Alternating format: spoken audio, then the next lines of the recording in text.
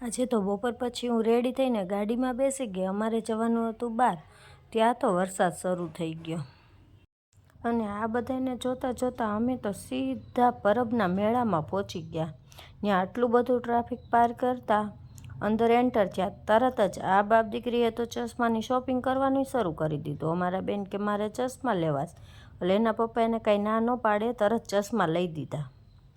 થોડા જરી આગળ ગયા ત્યાં તો અમને નાના નાના શંકર ભગવાન દેખાઈ ગયા, જે ડમરું વગાડતા બેઠા હતા. ત્યાં તો અમારા બેન કે મમ્મી મારે શંકર ભગવાન પાસે ફોટો પાડવો છે લે. અને આ હતો પરબના અંદર મંદિરનો વ્યૂ. ત્યાં તો અમારા બેનને બહુ મજા આવી ગઈ. મસ્ત ખુલ્લું ખુલ્લું વાતાવરણ, મેદાન હતું.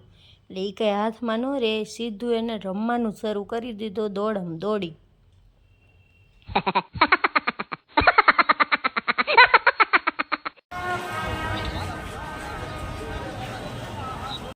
પાછી તો કે તમે કાંઈ ખાવ કે ન ખાવ, મને ચણાચોર ખવડાવી દો. એટલે એને કાંઈ ના ન પાડવાની હોય, ખવડાવી દીધા. અને આવું વરસાદનું વાતાવરણ હતું, એના લીધે બધા ચકડોળ બંધ હતા. એટલે પછી અમે સીધા ત્યાંથી રિટર્ન થઈ ગયા.